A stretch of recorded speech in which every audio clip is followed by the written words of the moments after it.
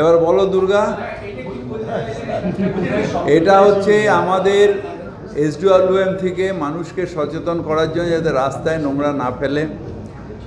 Recently যে বৃষ্টিগুলো হয়েছে তাতে মূল আমাদের সমস্যা হচ্ছে সেই প্লাস্টিক বা রাস্তার নোংরাগুলো গিয়ে গালিপিট জাম করছে। মানুষের মধ্যে সচেতনতা যে আপনারা রাখুন, আমরা যখন বিসেল দেবো তখন ফেলুন এবং সেগ্রিগেটেড করে ফেলুন।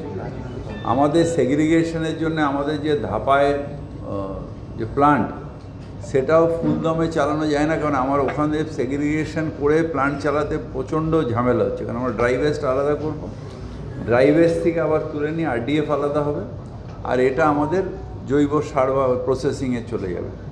এইটা করা যাচ্ছে না, কারণ ওর ভেতরেও প্লাস্টিক, ওর ভেতরেও কাগজ, কাঁচ, এগুলো সব চলে আসছে। আর যে ওয়ার্কাররা এগুলো করে তাদের হাত ফাতও কেটে যাচ্ছে মাঝে মধ্যে।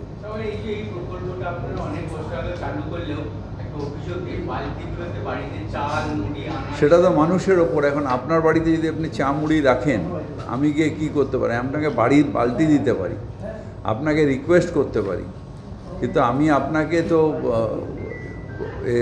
ফাঁসি দিতে পারি না। সুতরাং এটা আমি জানি না, তবে আমরা সচেতনতা যেটা করছি সেটা আরও বেশি করে যাতে সেগ্রিগেটেড ওয়েস্ট হয়, বায়োডিগ্রেডেবল ওয়েস্ট মানে ডিগ্রেডেবল মানে বায়োডিগ্রেডেবল ওয়েস্ট, এবং যাতে ড্রাই ওয়েস্টটাকে আলাদা করা যায়। যাতে আমাদের যে প্ল্যান সেটা হচ্ছে যে এটাকে আলাদা করে পুরো কলকাতাটাকে পরিষ্কার করা, এবং এনজিটি এর অর্ডার আছে জানেন যে 3 বছরের মধ্যে আমাদের ধাপায় আর ওই পাহাড় করা যাবে না, আমাদের সব প্রসেস করে ওয়েস্ট বার করে দিতে হবে। যেরকম আমার একটা খুব দুঃখ যে এত হাজার বার করে আমি পুলিশকেও বলেছি, বিভিন্ন সংস্থাকে বলেছি, অন্য মিউনিসিপ্যালিটিকেও বলেছি যে আপনারা এই যে আরডিএফ মানে ওয়েস্টটা কী বলে, সিএনডি ওয়েস্ট মানে কনস্ট্রাকশন ওয়েস্ট, যেটা সেইটা নিয়ে গিয়ে সবাই ল্যান্ড ফিলিং করছে, পুকুর দিচ্ছে, নাহলে ওই ওয়েটল্যান্ড দিচ্ছে।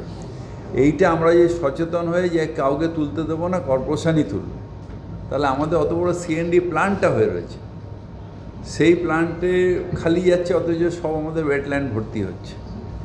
এইটা দুটো সংবাদপত্র আমার নামে গালাগালি দিতে পারে, কিন্তু মানুষের সমস্যা তো মিটবে না। সমস্যাটা সচেতন হলে মিটবে এবং সবার সহযোগিতা পেলে মিটবে।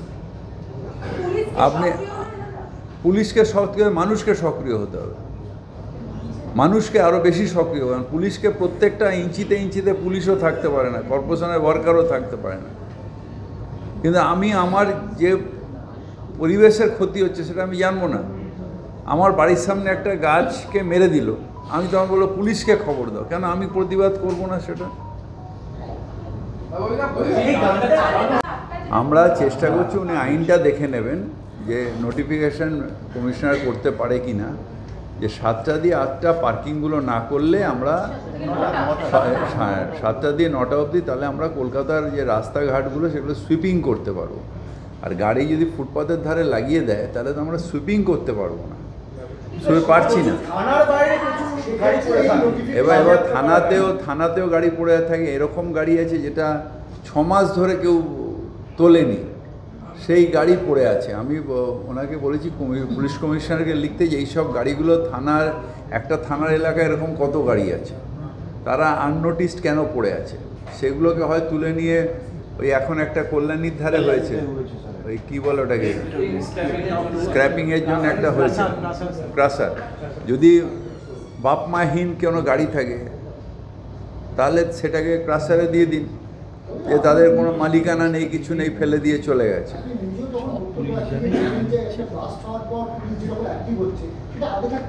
আমি সেটাই বলছি পুলিশকে যে আমরা যতগুলো গাড়ি আছে সব থানায় যদি আমরা আইডেন্টিফাই করতে পারি যে আমাদের মালিকলেস গাড়ি, যে গাড়িটা চলছে না, পড়ে আছে দিনের পর দিন, সেই গাড়িগুলো কত আছে, রাত্রিবেলায় কোন গাড়ি পার্কিং করে এবং কেন করে, তার গ্যারেজ নেই, নিশ্চয়ই একটা গ্যারেজের ঠিকানা দিলে তবে তো রেজিস্ট্রেশন পাওয়া যায়, তাহলে সেটা কেন হচ্ছে না? আজ না হয় অনেক গ্যারেজ ফেসিলিটি আছে, একটু হয় দূরে যেতে হবে, কিন্তু সেখানে তো গাড়িটা রেখে দিয়েছো। যদি আমার গ্যারেজ না থাকে, আমি গাড়ি কিনেছি, কোনো অন্যায় না, তাহলে সেটা তুমি রেখে দিয়েছো, কিংবা যেখানে গ্যারেজের অ্যাড্রেস দিয়েছো সেখানে রাখো।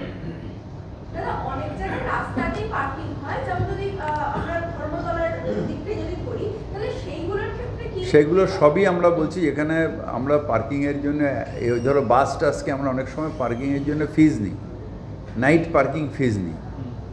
তাদের ক্ষেত্রেও সকাল 7টা দিয়ে 9টা অবধি তাকে সরে যেতে হবে।